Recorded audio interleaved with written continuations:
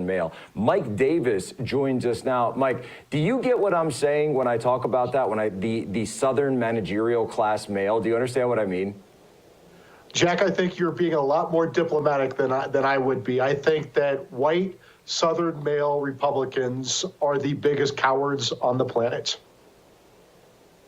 Well, I mean, come on, I would say outside of like the professional managerial class, because look, I got a lot of Southerners that I think are wonderful. South Carolina's full of them, Georgia's full of them, North Carolina, et cetera, all over the South. But there's something about like the lawyer class, the managerial class, the political class. It's like, wait, where are the regular Southerners? It just doesn't translate over. And that being said, I did say that I would be nice to people, or at least on the show or on Twitter for the rest of Lent. So keep in mind that I'm kind of having to stick to my guns on that one.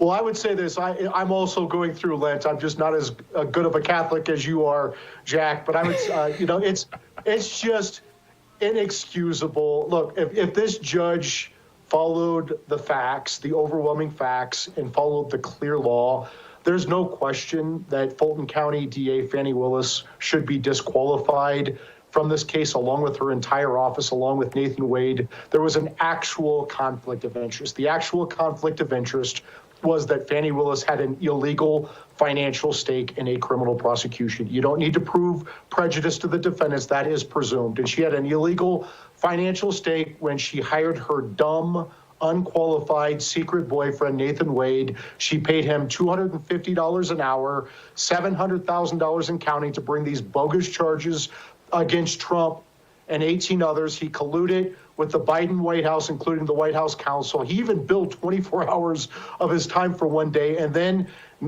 Nathan Wade took his new girlfriend, Fani Willis, on these lavish trips to the Caribbean, to Napa, to Belize. Those are illegal kickbacks. She came up with this BS story that her Black Panther father taught his Black Panther cub, Fani Willis, to stash 6 months of cash around the house like a prostitute or a drug dealer. And that's how she had cash laying around the house. She reimbursed Nathan Wade with cash. She doesn't explain, though, how she refilled her cash stash around the house after she supposedly reimbursed Nathan Wade these thousands of dollars that she paid for. She went Dutch on these trips. It's total BS. And so, Mike, with this ruling, it's very interesting to me that when I read through it, it's incredible that he won't come through and actually disqualify her, but he does have these pretty scathing comments where he says there's an odor of mendacity, the unprofessional manner, casting racial aspersions, talking about that speech at the church that she gave. I mean, right here, I'm just reading directly from it. The finding is by no means an indication that the court condones this tremendous lapse in judgment or the unprofessional manner of the district attorney's testimony during the evidentiary hearing. Rather, it is the undersigned's opinion that Georgia law does not permit the finding of an actual conflict for simply making bad choices, even repeatedly, and it is the trial court's duty to confine itself to the relevant issues in applicable law. So when he's saying it's the trial, he's acting like he's bound by the rules, but at the same time saying that he thinks there's a problem here. A lot of people have pointed out he might be inviting an appeals court to come in, might be inviting the state bar to come in. Is this a decision that I want to ask you this on a process question? Is this a decision that President Trump's team can appeal immediately, or do they have to wait until the trial is concluded? Generally, you have to wait, but you can certify the appeal, and if the judges agree to take it immediately, you can. This might be the perfect case to take this. It is so clear that he had that Fani Willis had an actual conflict by this illegal financial stake. This judge believed pretended to believe her Black Panther father cash stash story. He basically went out of his way to believe everything Fani said and then not believe things that were against Fani. Look, if he followed the facts, if he followed the law, there's no question that Fani and her office should be disqualified. But he has an election, and he now has a Democrat's challenger, and he has Fani Willis and her Democrat machine in Fulton County who are going to run him off the bench if he disqualifies Fani Willis and her office from this case. And so this all kind of feeds together because, as we've talked about for a long time, there's the strategy, of course, to win the case in court, but the other situation that's going on is the fact of the clock. Does this, in your view, push this case out beyond November 5th? It would be very, very hard for Fani Willis, even if she decides to stay on this case and kick her boyfriend off the case. It would be very hard for them to get a trial before the election. And so that's the whole point of this is a lawfare and it's election interference. And if she's not going to get a trial before the election, I don't think the Democrats are going to stick behind this case because, look, if this is a car race, Fani Willis is the most beat up, wrecked, used car imaginable that the Democrats are using to try to beat the clock to Election Day. It's so amazing to me that they thought that they could go in with all these ridiculous charges, with these ridiculous cases, that this would work. And so now she's got to make the decision. Either she recuses herself and Wade stays, or she, which I think everyone thinks is the most likely, is that she fires Wade and then keeps herself. You might go so far as to say there's a Willis, but there's not a Wade. Well, maybe she'll fire her. Little Friday pun there. She'll fire her boyfriend, Nathan Wade. She's gotten all the trips she can out of him, and she'll bring in a new boyfriend who will take her on new places around the world where she's never been. And, then she can say that she followed her Black Panther father's advice and kept cash stashed around the house. And she can tell Judge McAfee, don't worry about it, Judge. I reimbursed him with cash like my old boyfriend, Nathan Wade. Nothing to see here. And it's truly amazing to me when I look at all of this. So going forward then, which do you think takes place first? Do you think that the firing takes place first, the appeal? Will all of this kind of happen concurrently? I mean, even still, as it stands, just walk me through the state of play as it stands right now with the Fani Willis case. Well, I think what needs to happen immediately is that, look, if Fani Willis tries to appeal this decision or tries to appeal the Judge McAfee's decision to throw out 6 of the 41 charges, and they were just kind of like low-hanging fruit, dumb, incomprehensible charges that don't really move the ball. If she appeals that, that's really going to delay this case. I think her goal is still going to be to try this case before the election. So I think she's going to push the pedal to the metal and try to move forward quickly. So I think that she fires Nathan Wade immediately, and she tries to move forward as quickly as she can.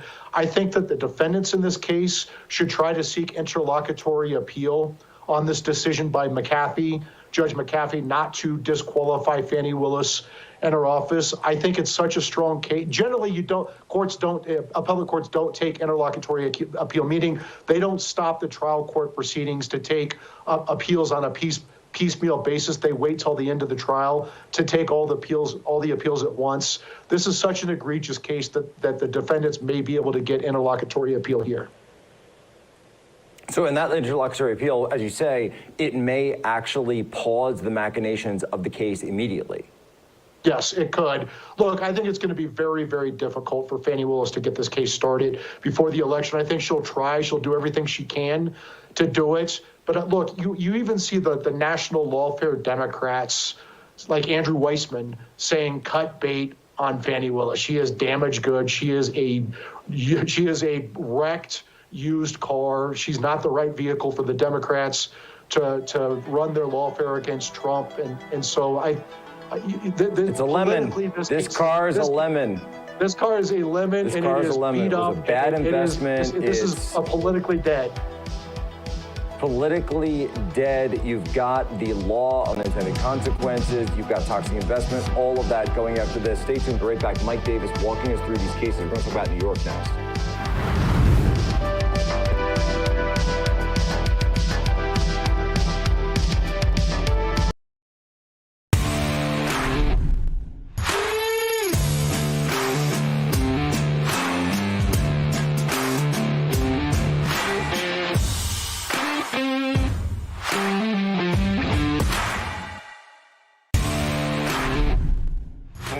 Illinois, and we like to watch Real America's Voice in the War Room with Stephen K. Bannon for all the great guests, everyone from Kerry Lake, the great Frank Gaffney, Trump coming for retribution.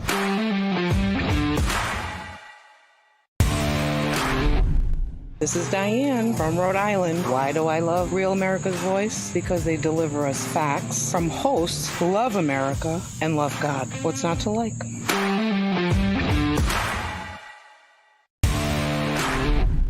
My name is Kyle. I'm with Real America's Voice because we can chat with each other, the hosts, even management. We are the Rav family, and we're better together.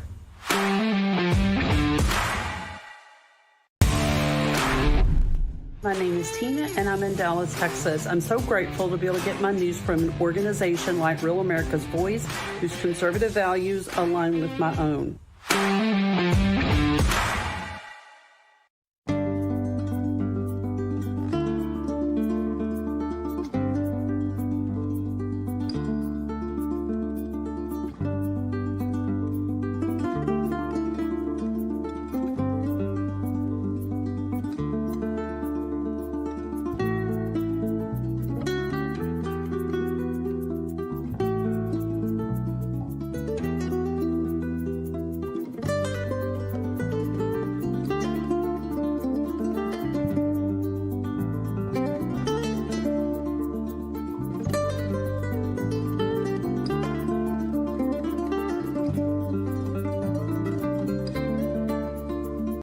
Today, they talk about influencers. These are influencers, and they're friends of mine.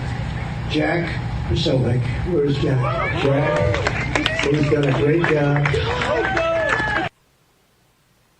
All right, Jack Posobiec back live, Human Events Daily. Folks, I got to tell you something. I like knowing exactly where my food comes from. And with our sponsor for today's episode, Moink Box, that is from the family farms all across this country. You can help save those family farms and get access to the highest quality meat on earth when you join the Moink movement today. Moink runs their business from a town of 97 people in Newark, Missouri, and they're helping save our tradition, our values, and helping save rural America with every order. Moink delivers grass-fed, grass-finished beef and lamb, pastured pork and chicken, sustainable wild-caught Alaskan salmon straight to your door. You choose the meat delivered in every box, like ribeyes, chicken breast, pork chops, salmon fillets, and the best bacon. Look, I love this stuff. Friday in Lent, so can't touch it today, but tomorrow I'm going to get in there. Support those American farmers by signing up at moinkbox.com/poso right now, and the Human Events audience will get free bacon for a full year. That's right, 1 year of the best bacon you will ever taste, but for a limited time only, spelled MOINK box.com/poso. That's moinkbox.com/poso. Mike Davis, now everybody's paying attention to the Fani Willis ruling. But I keep telling these people that there's another case that had originally been scheduled for March 24th or March 25th. So almost 1 week's time, about a week and a half from today, was supposed to kick off. And this was in New York City. This was the Stormy Daniels case up there, Alvin Bragg, the very first one, the very first indictment. But then all of a sudden, and because the Fani Willis news has been so deafening, that people are really overlooking the fact that Alvin Bragg all of a sudden just requested a delay in his own case. You were the one who brought the case, Alvin. Why are you all of a sudden at the very last minute slamming on the brakes and saying that we need to have a delay? What's going on? Why is Alvin Bragg so freaked out right now? So remember, the Democrats' lawfare includes 4 criminal indictments. There is the Jack Smith case in Mar-a-Lago for his presidential records Trump's allowed to have under the Presidential Records Act. There's Jack Smith's January 6th case in D.C. that's up at the Supreme Court right now on presidential immunity. There's the Georgia case that Fani Willis completely screwed up. And then there's the Alvin Bragg case. There's George Soros funded Manhattan DA who charged Trump for the non-crime of settling a nuisance claim and tried to take those what are bookkeeping violations and trying to transform them into felony counts against President Trump. They used a bogus legal theory to do this, a bogus legal theory that was passed over by the prior Manhattan DA, Cy Vance, the prior Manhattan U.S. Attorney, the Federal Election Commission, and then Alvin Bragg himself, until Matthew Colangelo got sent from the Biden Justice Department, a top political appointee in the Biden Justice Department, to bring this zombie case. This Alvin Bragg case is the weakest, dumbest case of the 4. It's like during the Kavanaugh confirmation when Michael Avenatti and Julie Swetnick bursted onto the scene and ruined the Democrats' lawfare with their just utterly absurd allegations against Kavanaugh. Alvin Bragg's case is a similar case where it's just utterly stupid. Even the Democrats know it's stupid. So the facts that Alvin Bragg is saying, oh, we requested tens of thousands of documents from the Biden Justice Department over a year ago. Magically, they just turned over these documents, and we need to go through these documents, so we need to delay this case. I think they are trying to torpedo their own case here because I don't think that they want to start this Democrat lawfare and election interference with this utterly stupid case by Alvin Bragg.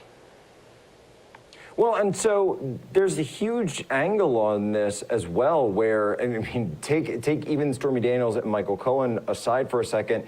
This, and it probably is pertaining to them though, this was the investigation, these 73,000 documents, not all of which have been turned over. I think only about half of them or just under half of them, 31,000 have been turned over now. With the 73,000 total that are coming out, this pertains to the investigation that the Southern District of New York and that U.S. attorney for the SDNY, who is normally, by the way, this is a guy who's going after like James O'Keefe. This is the guy who goes after everybody if you've got, an R next to your name. Even they said this case was a clunker and they passed on it before Alvin Bragg got in. So it stands to reason that something in these 73,000 pages is either a poison pill for the case or, as you say, it just speaks to the fact that there's no real chance that anybody in this case is going to get it across the finish line. So something in there has got Alvin Bragg scared about bringing this case to trial.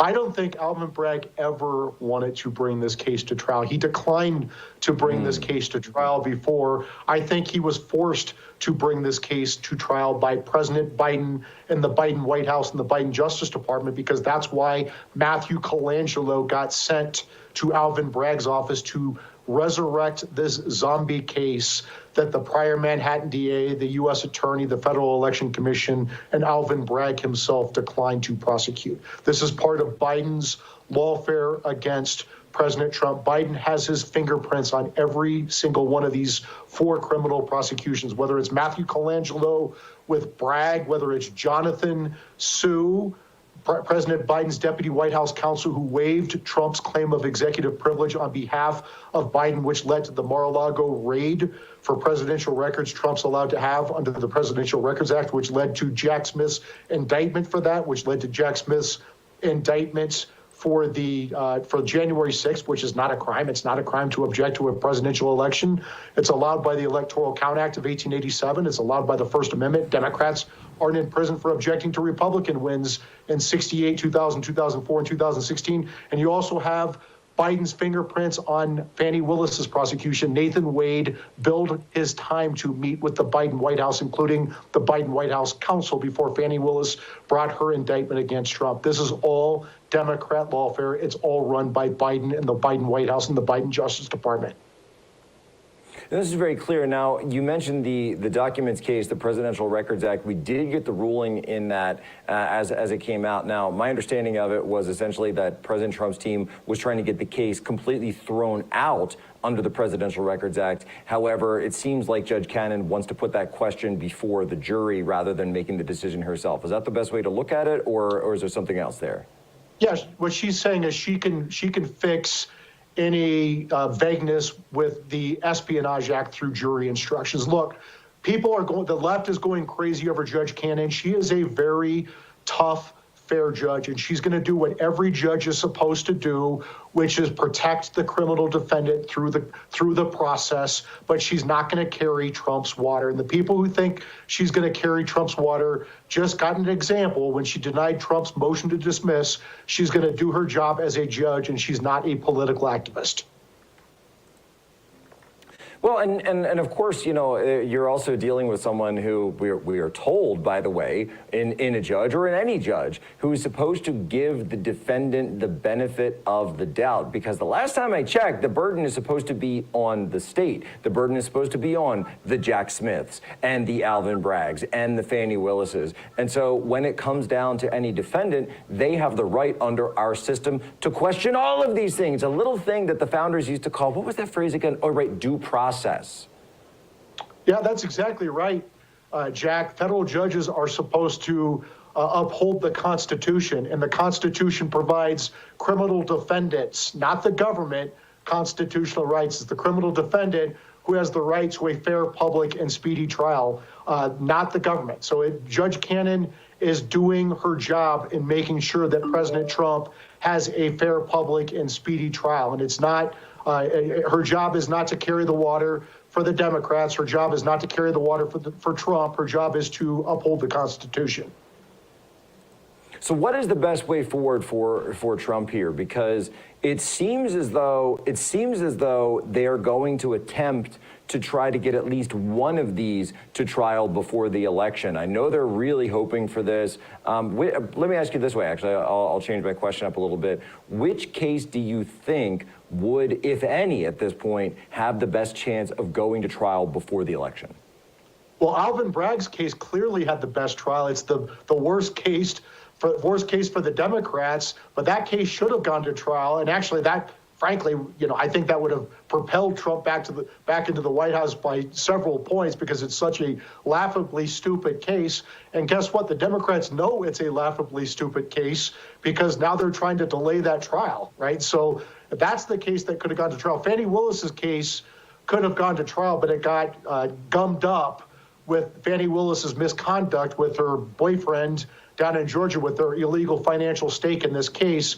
I think that you might see Fannie Willis trying to put the pedal to the metal on her used, broken car to try to get that case to trial before the election. But that case may not even get to trial before the election. I don't think any of these cases will get to trial before the election.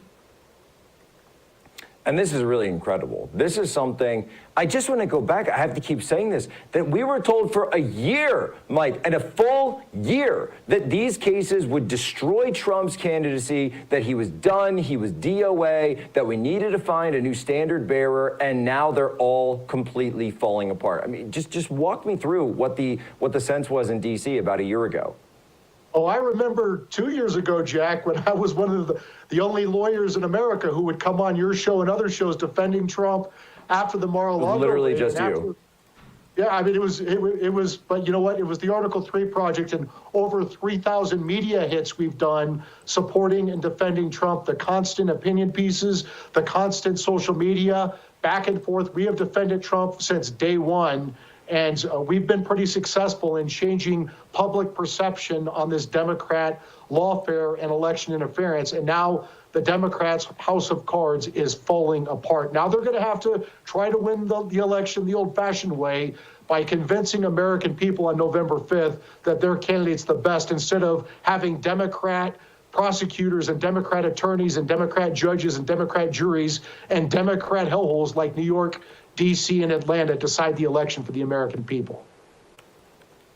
This is why everybody needs to support the Article 3 project. You've got to get involved with these guys. They are the ones who stand tall when it matters. Mike, we've got a break. Can you hold for one more, or do you have to bounce? Do you have a heart out? I can hold for you, Jack, of course.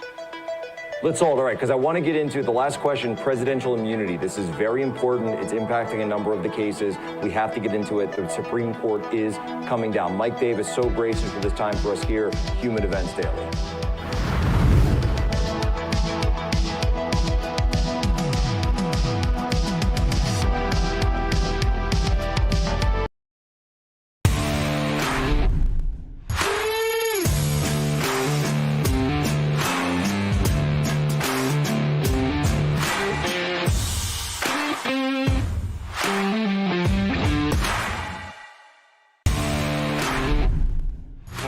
Illinois, and we like to watch Real America's Voice in the War Room with Stephen K. Bannon for all the great guests. Everyone from Kerry Lake, the great Frank Gaffney, Trump 24, Retribution.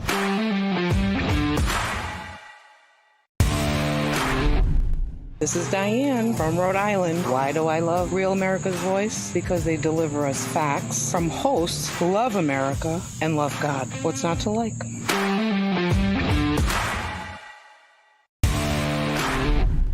My name is Kyle. I'm with Real America's Voice because we can chat with each other, the host, even management. We are the Rav family, and we're better together.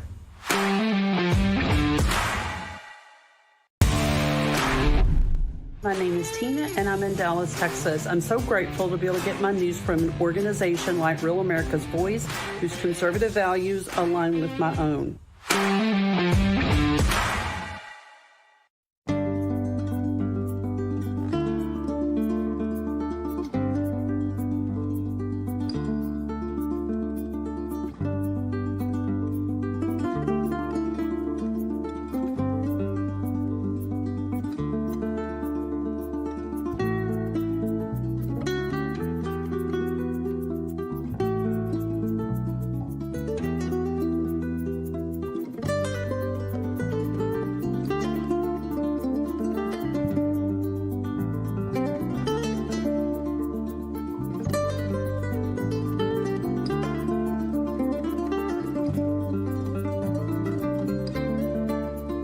Jack, where's Jack? Where's Jack? Where is he? Jack, I want to see you. Great job, Jack. Thank you. What a job you do. You know, we have an incredible thing. We're always talking about the fake news and the bad, but we have guys, and these are the guys who should be getting Pulitzers. Jack Posobiec back live, West Palm Beach, Florida, down here on business. I promise I'm here on business. Mike Davis is our guest. Mike, I've got to ask you, so gracious, by the way, Article 3 project, everything that you've done, thousands and thousands of media hits. You were the only guy. You took so much incoming for standing up for President Trump on day one to say that these charges were an absolute joke, and they are an absolute joke. Now I've got to ask you, though, because you've been giving us the foreshadowing on how all of this is broken out and how all of this has played out. Supreme Court, presidential immunity. Now Trump is not just asking for presidential immunity in January 6th. They're also bringing, I guess I would say invoking presidential immunity as pertains to the Alvin Bragg case. Walk me through how presidential immunity affects these cases and what you think the Supreme Court does next, as you know better than anybody else. So members of Congress are immune from criminal and civil prosecution for their official acts. So are federal judges.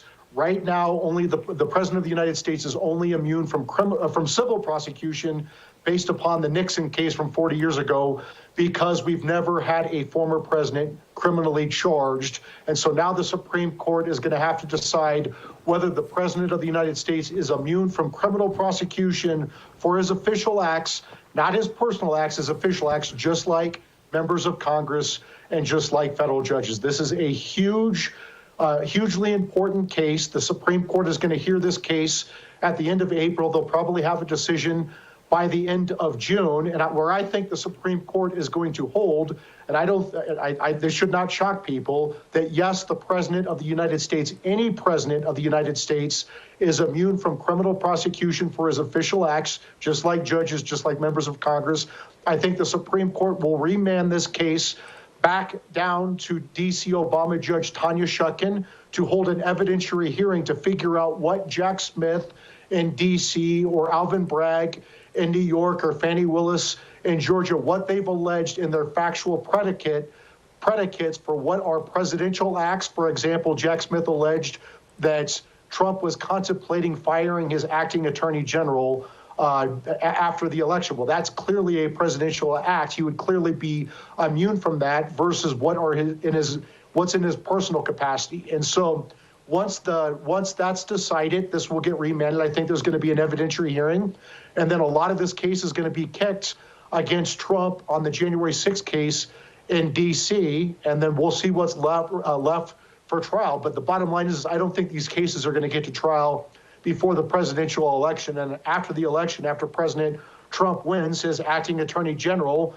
will almost certainly dismiss these cases with prejudice in these federal cases and make them go away. And then Governor Kemp down in Georgia is going to have to decide whether he's going to allow this Fani Willis criminal prosecution to proceed against the sitting president of the United States.